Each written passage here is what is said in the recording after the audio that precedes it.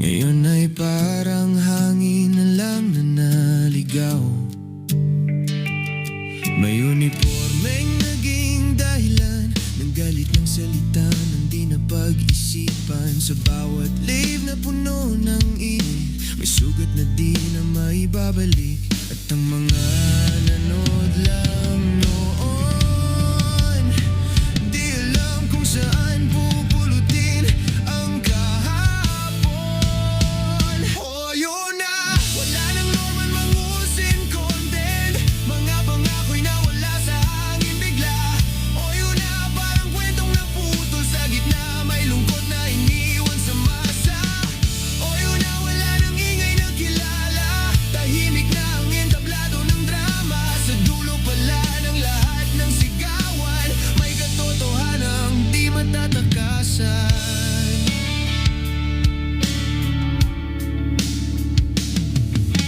Mga salitang binitawan noon, parang bato na bumalik sa kahon. Mga kaaway na pinagawa na lang, ngayon ay multo na ng nakaraan. Sa social media na parang entablado, lahat ng galit ay lumaking totoo. Pero ang mundo ay di laro lang, may hangganan ng bawat laban. Tahimik na ang screen, dahil wala nang norman mangusin. Oh, yun na, wala nang norman mangusin content. Parang ilaw na kusang namatay. Oh, yun na, sa dilim mo makikita kung sino ang tunay na nagmamahal.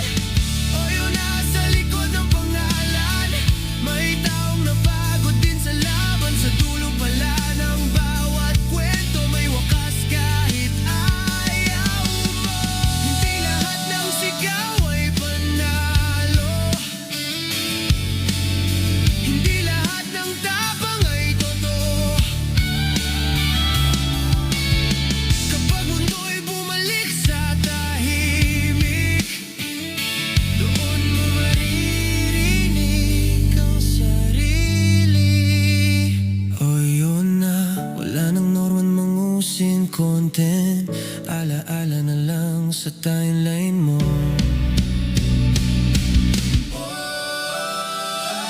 Oh, yun na, wala na norman mangusin content. Alaala na lang sa timeline mo. Oh, yun na, parang bagyong lumipas, may bakas pero wala nang unos. Oh, yun na, kung may aral mang dala, yan ay huwag kalimutan sana. Ang respeto'y di dapat nawawala, kahit sino ka pa sa mata ng madla.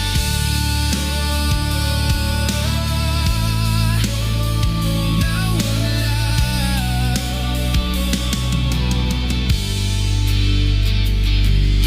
Tahimik na ang screen, dahil wala nang norman mangusin.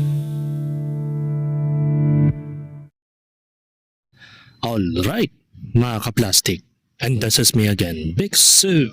Right back at it again with another Norman Mangusing content.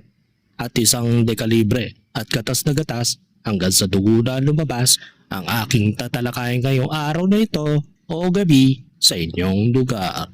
At tatalakayin po natin, mga ka-plastic, ay ang tungkol dito sa 4.56 season ng Norman Mangusing content, mga ka-plastic, na kung saan ay meron na naman siyang bagong live stream na nagpapahiwatig siya, mga ka-plastic. Nagpapahiwatig na meron pong trumaydor sa kanya. Dahil ang balita natin dito, base sa post ni Makagago, ay Norman Mangusing tuluyan nang nalunod sa mga kasong ginusto niya, finish line. So ibig sabihin nito, mga ka-plastic, ay talagang dumating na yung panahon na tambak na siya sa sobrang daming patong-patong na kaso dito sa kinahinatnan niya o sa pinagdadaanan ni Norman Mangusin. At base sa post naman ni Food Genius, sabi ni Friendly Ghost, nabili na raw ng Chili Tita lahat ng property ni Norman Mangusin. So don't waste your time. Big day, big pay starts tomorrow. So kailan pa nagkaroon ng property si Norman? Parang nakakapagtaka naman yun mga kaplastic. So wag na natin patagalin ang ating tatalakayin ngayong araw na ito o gabi sa inyong lugar patungkol kay Norman Mangusin sa kanyang latest live stream para malaman natin kung sino yung taong tinutukoy niya na tumatraidor sa kanyang mga ipinaglalaban o sa kanyang pinagdadaanan. So panoorin natin yung video.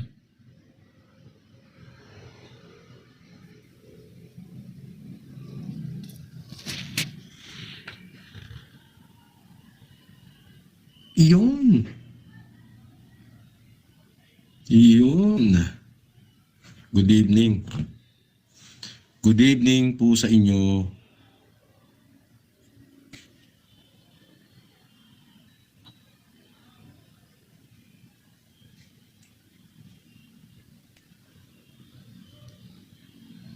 Ellie, Dalil Becky, Boss FLM.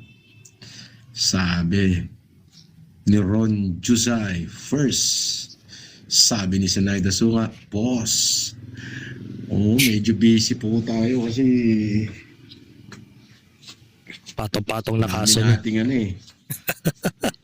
Dami Pinakita nating na nga rush. Oo.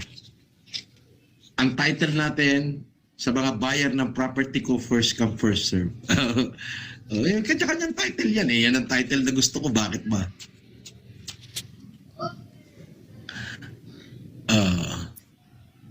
Sabi ni Glorious Paradise, miss you idols. Sabi ni Mami Sinaida, guys, let's go. Oo nga, let's go. Oh, di ba?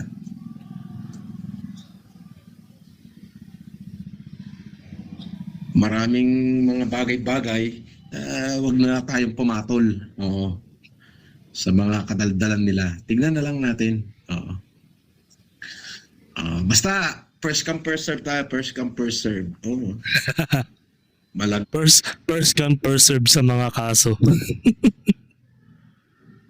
Sus Mariosep, sa dami ng kasong pumatong sa kanya, kung ano yung first, yun yung una niyang isa-serve. First come, first serve nga eh. Dami daw hanash. Alam mo kasi Norman, hindi ka magkakaganyan kung hindi mo pinairal yung ego mo at ang pagyayabang mo sa social media. Nakahanap ka tuloy ng isang vlogger na ginawang ka talaga ng paraan para mabaon ka talaga sa kahirapan. O, diba? Tapos, meron ka pang hangad o meron ka pang balak na makipag-collab o magpa-open interview sa mga kampo ng kalaban mo. Ni hindi mo alam, lalo ka lang mababaon kung papasok ka sa lugar nila. Ito yung tipong taong napaka-uto. Uto-uto nila lang. Minura-mura ka ng mga yan, tapos papasukin mo yung mundo nila para magpa-interview. Para ka na rin, parang simple lang yan mga ka-plastic. Para kang pumunta sa impyerno na alam mo na masusunog ka talaga ng tuluyan. Alam mong yung mag-i-interview sa'yo, mortal na kaaway mo at sanggang dikit yung taong yun. Tapos pupunta ka pa doon at magko-collab kayo. Dahil sa pag-aakala mo na baka ang balak mo siguro ay makikipaghatian ka ng monetization niya. Kasi ganito ugali ng mga to eh. Pag nag-collab sa mga sikat na vlogger, ang gagawin, mag-e-expect siya na baka 50-50 yung kikitain ng vlogger, 50-50 ang hatian. Siguro ganito yung hangarin niya. Hindi niya alam, sinusunog na siya ng mga taong yun. Ito naman si Uto-Uto, binigyan lang ng malaking palipad, umuo agad. Kaya ang dali mong mahuli. Diba? Gunay buhok ko. Napakalago.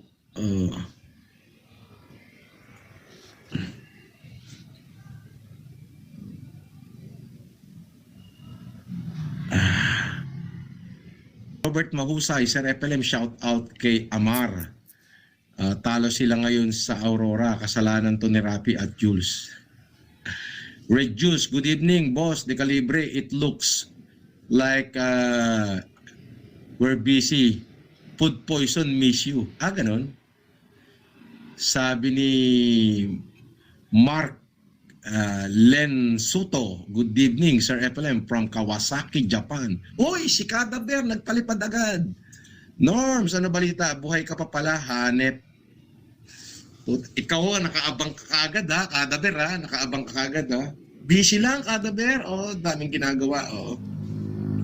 Marami rin dapat sagutin, tapos marami lang ginagawa.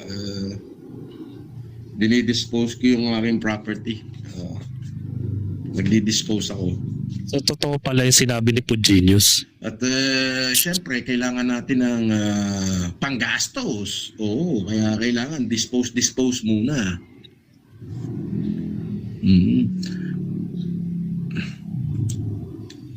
Pa-shoutout daw kay Christian Jade Tan.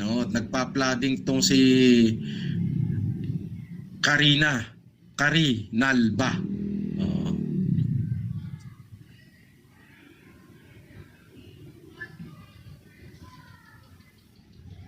Idol, may scandal daw sila food poison sa'yo. Wala na akong pakialam dyan. Basta malaki tarugo ko, ayos na yun. Bito Pakito, boss, ito 50, pandagdag piyansa mong 200k. Ganon? No problem. 200k lang pala. Yakang yaka. Mayaman. Tsaka meron daw siyang scandal. Okay lang daw kasi malaki. Ay nako. So okay lang sa'yo na ilabas ni Food Genius yun, di ba? Wala ka ng pakialam. Kasi takot ka na kasi.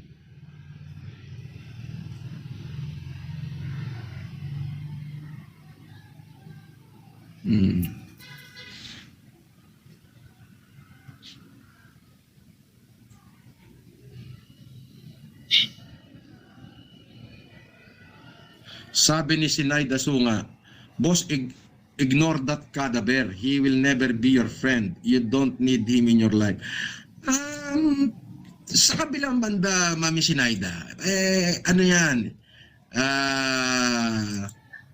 Ano natin yan eh?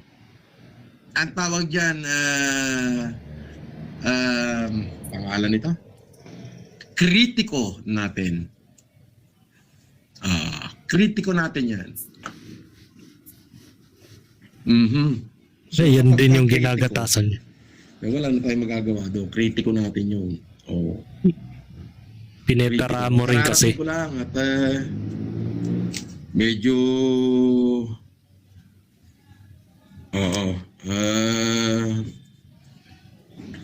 may kinausap lang akong isa sa mga buyer ng property. Isa sa mga property ko. Sana matapos. Sabi ni Escobar, boss, pa-shoutout from Pagudpud, Ilocos Norte. Shoutout dyan sa mga taga-Pagudpud. Hindi na ako ganong naglalalive ngayon kasi wala naman ng Walang ka na ng gana.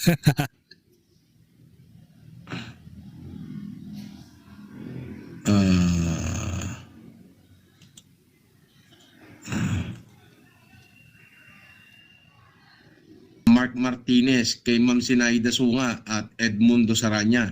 Thank you po, sabi ni Pelly Bronner. Ang galing Pelly Bronner. Boss, saan location of the property you are selling? Yung isa, dyan sa Miranila Subdivision. Yung isa naman is sa Isabela, sa Reina Mercedes.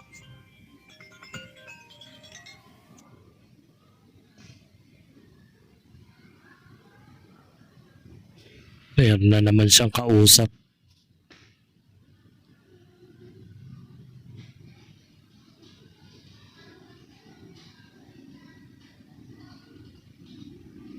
Ano kaya yun?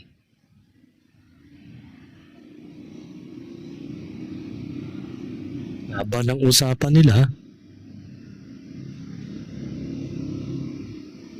O malalim ang usapan ah. Nako po. Mukhang hindi ka na nilulubayan ng problema mo ah. Oh, pinatayan-patayan ng sauna.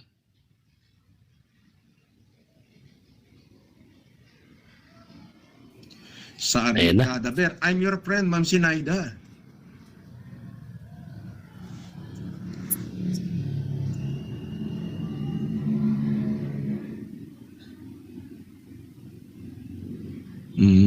Why no sounds? Eh, ganun talaga. Siyempre, may kausap ako. Pinatay ko muna yung sounds pagka may kausap.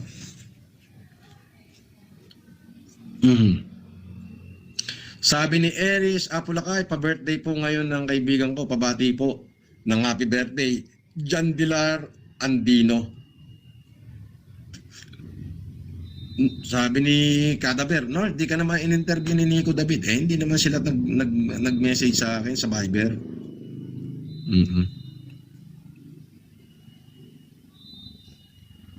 So ibig sabihin hindi na pala tuloy ang interview nyo ng dalawang gunggong na yon, 'di ba? Kasi nga for the sake of views.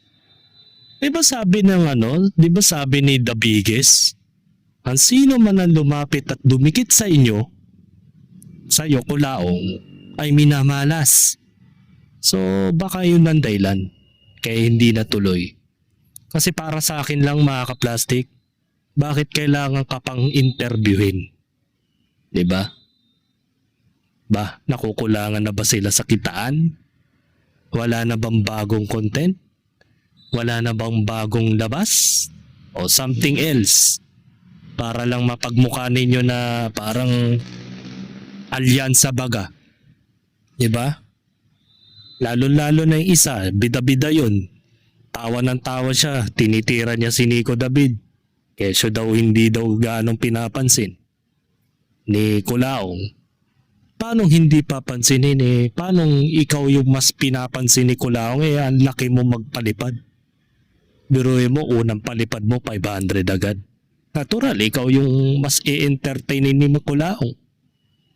Tapos ipagmamalaki niya sa live stream niya. Na para bagang siya pa yung mas espesyal kumpara kay Nico David. Sira ulo rin eh. May masabi lang talaga sa kanyang content. Natural, ikaw yung ipa-priority ni Kulaong na pansinin.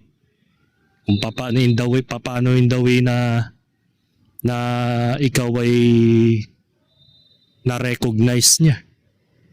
Na tinawag ka pang ang hacker. Diba? Paano ba naman mare-recognize ng matino? Eh, ang laki ba naman magpalipat? 1,250, 2,500. Biruin mo, nagwaldas ka ng pera. Parang inexploit mo yung katarantaduan ni Kulaong.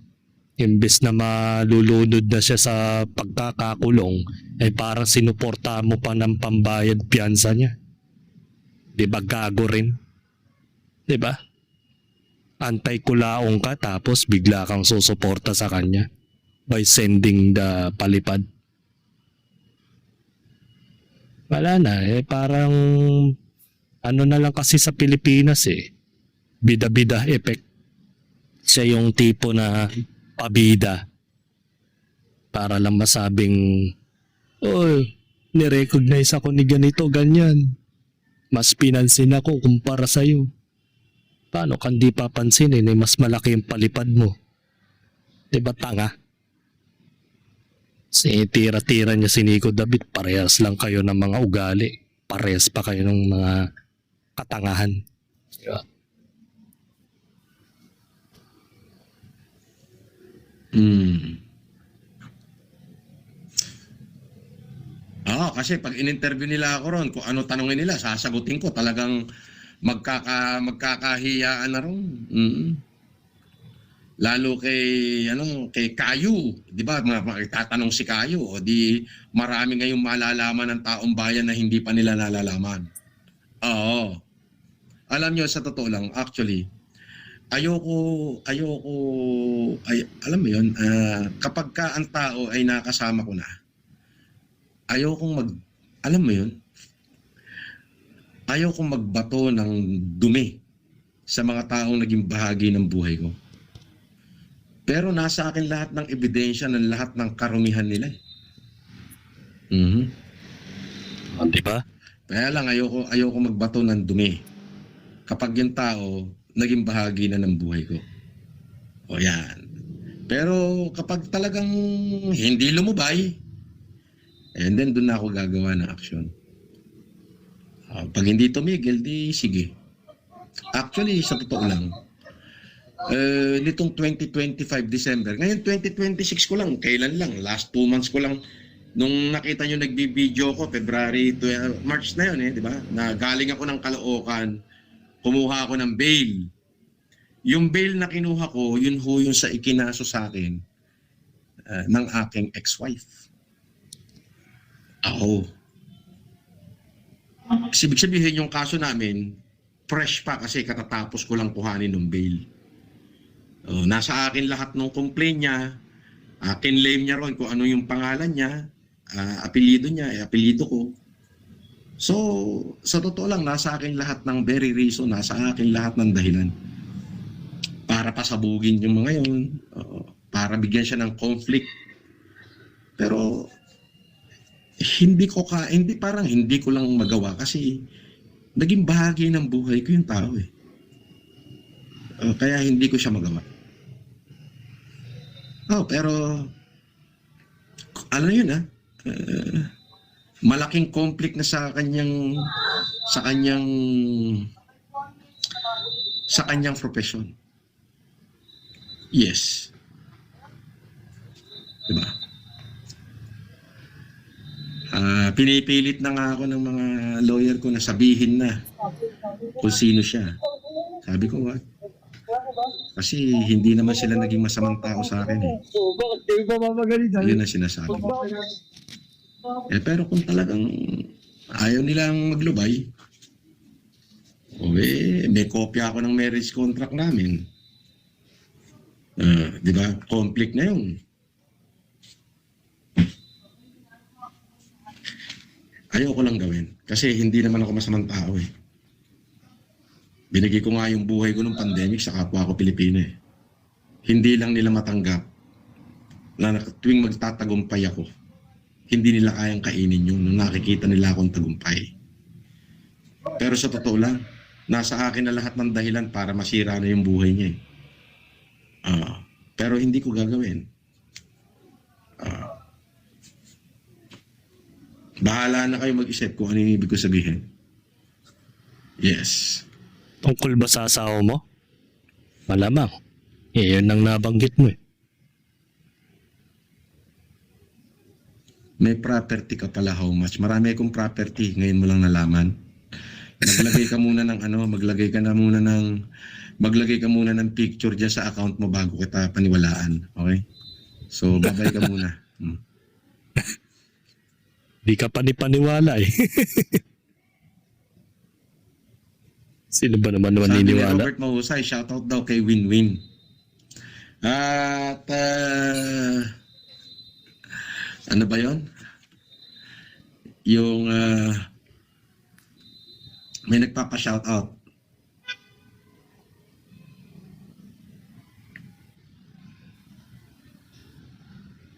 Pipiw-piw-wiw-wiw. Lintik na barangay yan. Sinerch ko, puta meme. Norm, shoutout mo nga. Miralco, grabe maningil ngayon. Oy, Miralco, shoutout daw sa inyo. Grabe daw kayo maningil ngayon. Oo. May nagpa-shoutout. Search nyo. Nagpapa-shoutout daw yung buong barangay. Barangay Pititiw-piw-wiw-wiw. Oo. na hindi mahagilap Raul. city, nawawala Philippines. Ayos, no?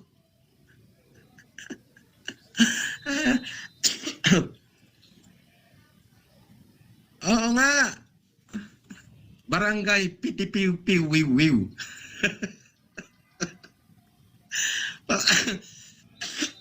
Paano nyo hahanapin yung lintik na barangay na yun?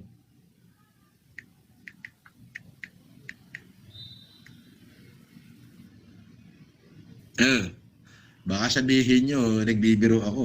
O, ayan o. Andali nga.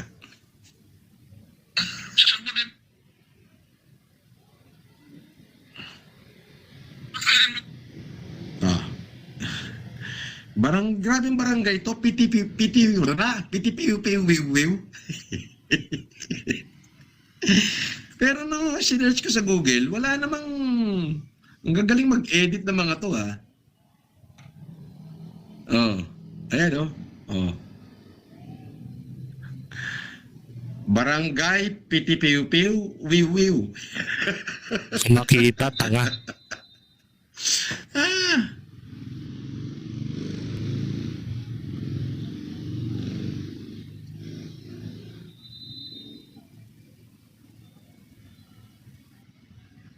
Ko na ata lahat ng video mo at ni Sibuyas. Libangan ko pag nagdo-drawing. Ganon. Mukha niya na lang i-drawing mo. Hindi maiguhit yun eh. Huwag mo na ako i-drawing. Marami na nag-drawing sa akin eh. Sabi ni Jinx Daniel, number supporter mo boss. FLM from Mindanao. Sabi niya, Pagadian City. Shoutout sa mga taga-Pagadian. Apo.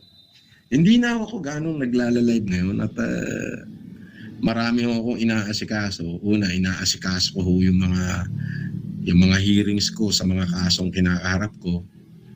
At syempre, ganon din naman doon sa mga kasong ako naman na nagsampa. Maliban lang ho doon kaso ubos ho ng oras talaga.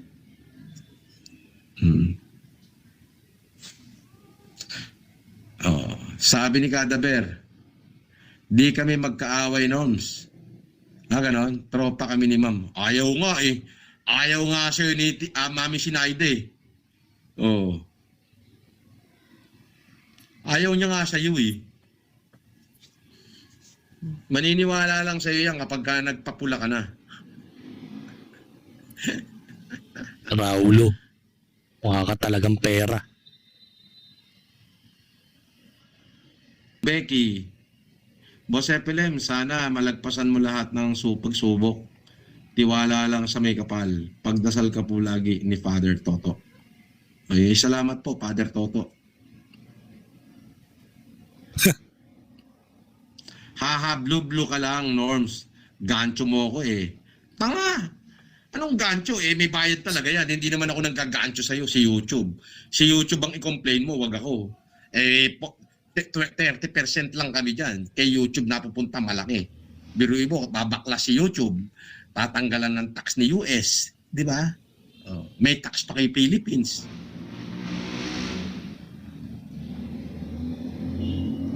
Sabi, shoutout daw kay Brian Jose. Idol daw niya ako at saka si Casper. Share niyo muna itong live at saka mag-like muna kayo. Pwede ba naman yung ganyan? Walang like.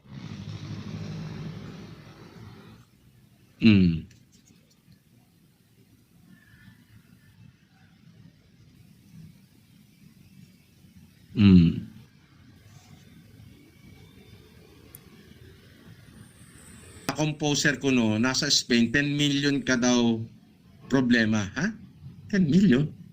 10 million niya mukha niya.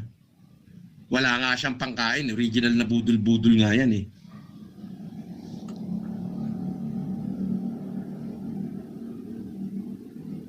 Di ba?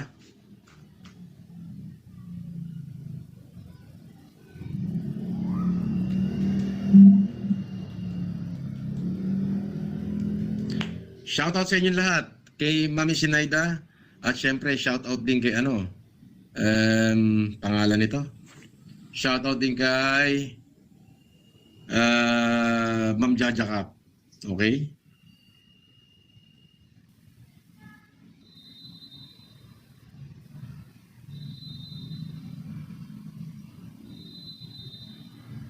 Mabigat yan tanong mo, Kadaber.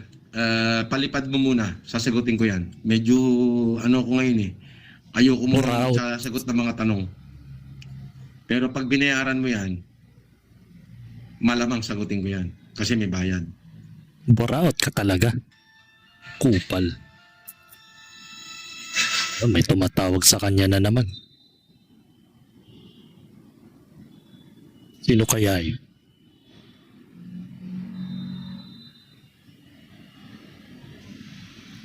Pipipi. Pipiwiwiw. Pipipiwiwiw. Yun, saan na yun? Yun, saan na yun? Yun, saan na yun? Tapos,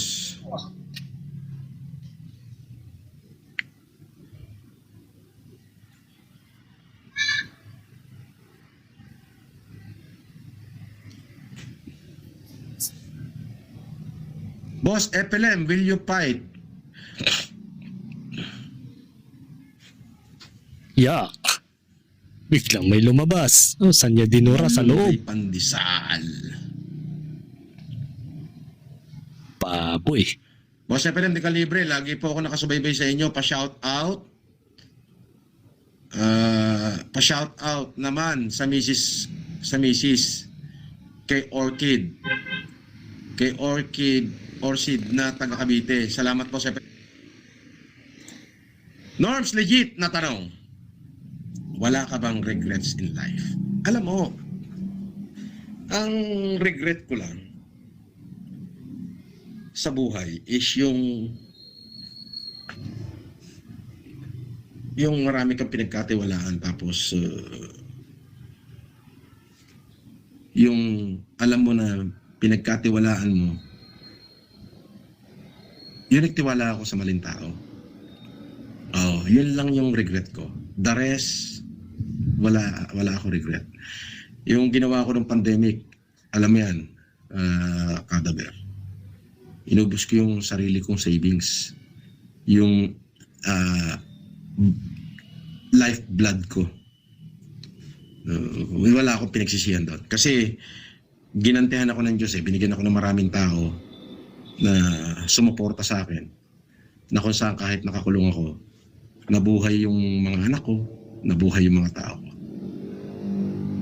Sa decision, wala akong regret. Sa mga decision ko.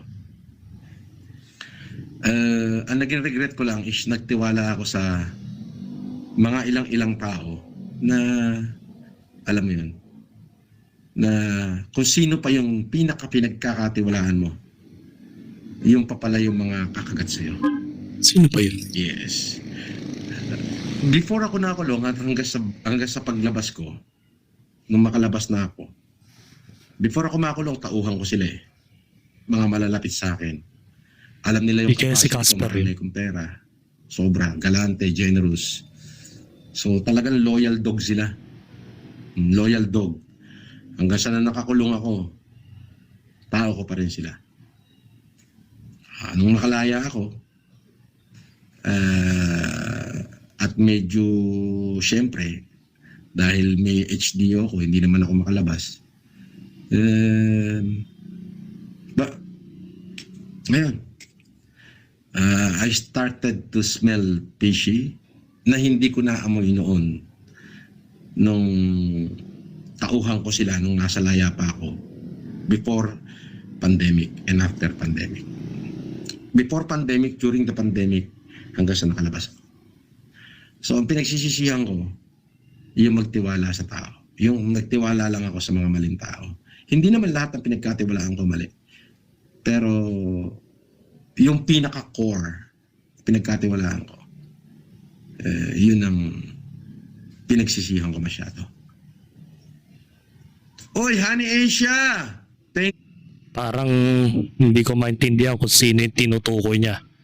For some reason na marami na po siyang napagkatiwalaang tao. Pero in the end, meron palang tatraidor sa kanya. So sino kaya yun? Ang clue niya, isa sa mga bodyguard niya. Sino ba madalas niyang kasama, di ba? Di natin pwedeng sabihin si Casper. Kasi hanggang ngayon, inabanggit pa rin niya si Casper sa kanyang di ba? Pero malamang sa malamang, I think it's naramdaman na rin niya na itong si Casper, allegedly baka kung totoo man na kung si Casper talaga yung tinutukoy niya dito, ay parang palihim na ina-undercover siya sa lahat ng mga kilos niya. So, di natin alam kung sino yung taong yun. Malalaman na lang siguro natin kapag sa mga susunod na araw ay lumantad yung taong yun at nagsalita siya kung mayroon man siyang pwedeng sabihin patungkol dito ay maganda. Pero for the now on ay mananatiling conspiracy pa rin itong aligasyon o sinasabi ni Norman na provider sa kanya. 'Di ba? Ikaw pa may ganang magsabi na binalik harap ka ng mga kasamaan mo. Ikaw pa ang may ganang magsabi ng ganun. Sa dinami-rami ring taong naloko mo, especially mga OFW, ay naloko mo. Even ang mga co-vloggers mo doon na tinarantado mo that time. Pero ikaw pa ang nagreklamo at ikaw pa ang nag-claim na para bagang ikaw pa yung talo sa sitwasyon. Ang galing mo talaga magpaliwanag, no? Sa lahat ng anggulo talaga, sinungaling ka number 1. Si Dong hindi. Pinikada ber Dong at Yamama yan, boss. Si Dong hindi. Di daw. But the rest ng pinagkatiwalaan ko. Lahatin mo na malibang kay Dong. Yes. Malibang kay Dong. Si Dong mabuting tao yan. Professional yan eh. Dating chief of staff ni Ongpin yan, ni Roberto Ongpin, ni RTO. So brainy masyado yan si Dong. Hindi lang nagsasalita. Pero the best batalan is parang chief of as in work for Roberto Ongpin, Philippine richest man. One of the Philippine richest man. Yeah. Yang isang sinabi mo, actually, tumama ka dyan. Marami pa. I don't wanna name them. Yes. Na nga mahirap eh. Si Dong Batalan lang ang pinagkatiwalaan mo. The rest wala na. Hindi mo na sinama si Yamatan.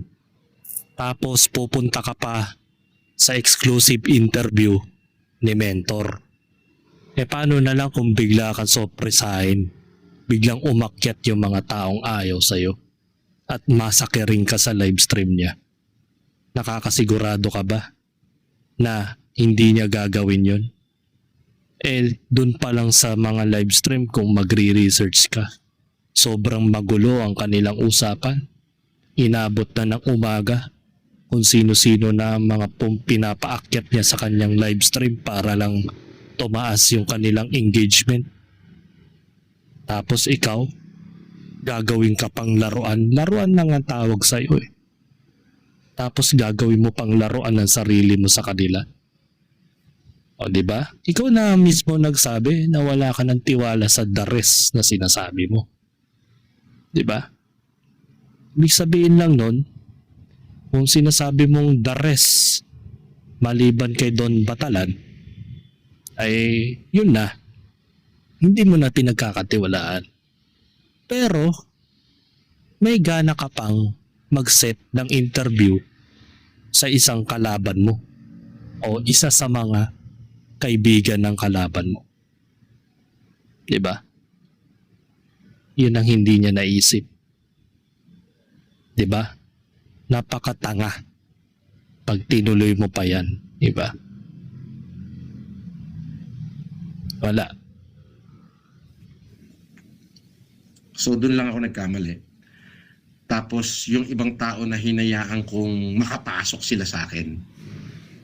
Dahil pagdating may ngiti, maraming regalo, bla bla bla, na nagamit ng gusto yung pangalan ko at nagkanda sira-sira.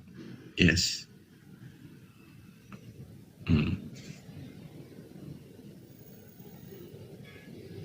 Ah.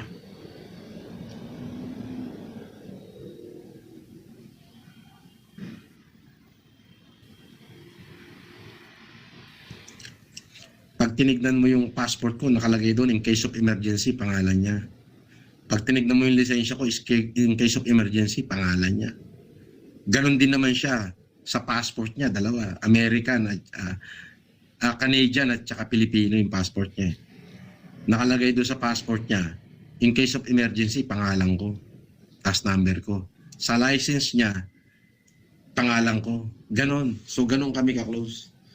Ang hindi ko lubos maisip, nung mapasok ko sa kulungan, nagbago lahat. Alam mo, yung pagkaubos ng kung ano yung meron ako, hindi ko yun pinagsisisihan. Wala akong regret doon sa makatulong sa kapwa.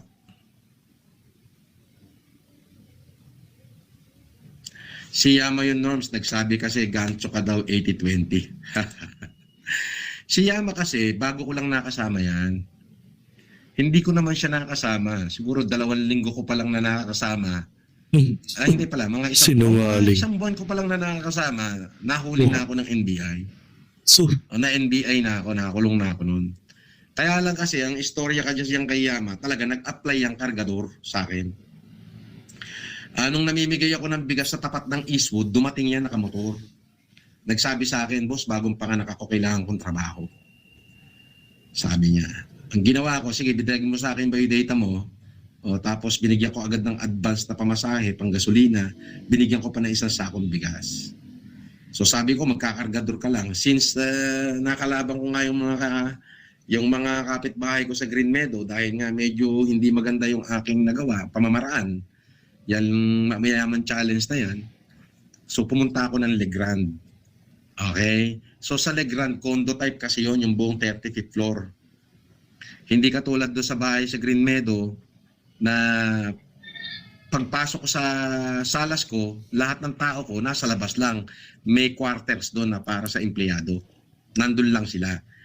Since lockdown noon, so naobliga na kasama ko na si Yama doon sa Legrand, sa tower.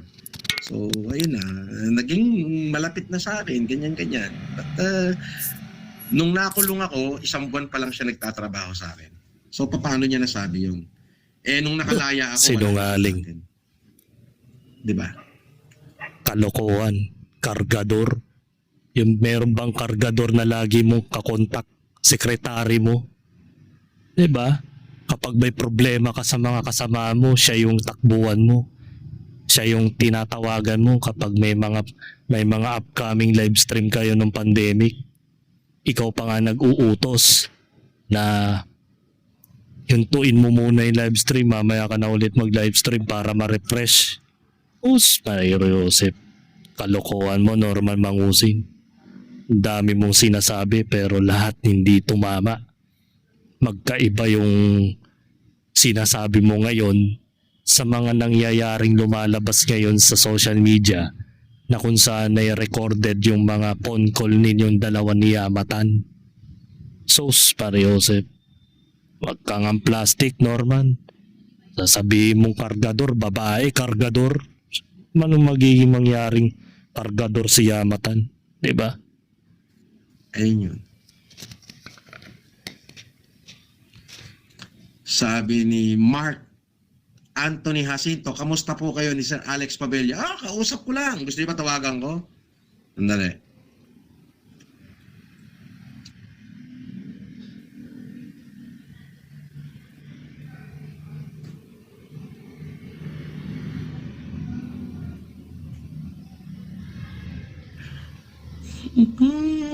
Pwede naman.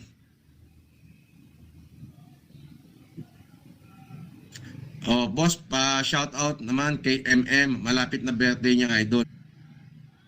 Advance happy birthday and shout out. Once ang tao na kasama mo, lalo't nagtrabaho ka pa, dapat never mong sabihan ng hindi maganda. Leia Ueda, good evening po, Sir Francis. Sabi ni Leia Ueda from Japan. Shout out kay Leia Ueda o kay Remy Kudo, shout out. Isang buwan ko pa lang na nakasama dun yan. Yes. Tapos nakakulong ako. So, I keep all of them. Kasi habang nakakulong ako, sabi ko, sige, dyan lang kayo, pasusweldoin ko kayo kahit nasa kulungan ako. Yaman. Walang Happy 50 pampiyansa. subscriber, Boss FLM, malapit na. Yun. Na natin muna tapusin yung video at yun lang naman ang pwede kong may content sa ngayon. At medyo busy rin ako sa mga dagdarang araw. At marami mga proyektong dapat tapusin at the same time sa trabaho. Kaya hindi gaano ako nagko-content, hindi dahil wala na rin may content si Norman. Actually, hindi lang naman si Norman ang tinututukan ko sa social media. May mga iba rin akong kinontent, mga about sa flip top, di ba? Panoorin nyo rin yun dahil nakakatawa rin yung mga opinion ko doon, mga ka-plastic. At hoping na mag-enjoy rin kayo sa mga contents ko kahit na basura sa ibang tao, di ba? Kasi lahat naman ng mga hindi pa sumisikat na vlogger na biglang naging influencer, nagsimula lang din yan sa mga ganitong content na ginagawa ko ngayon eh. Pero kung nananatili kayong sumuporta sa akin, mas gagandahan pa natin ang mga talakayan natin, mga plastic, at hindi po tayo magiging pabaya sa mga ito. So hanggang dito na lang ang aking opinion, and this is me again, Big Sue, lagi nagsasabing ang mga plastic ay matagal mabulok dahil ang mga plastic ay toxic. Kaya, what's up mga ka-plastic? This is Kambid, commentary video na video live stream. Signing out. Alright. Mga ka-plastic, kung nagustuhan nyo ang aking video, i-subscribe nyo lang ang aking channel.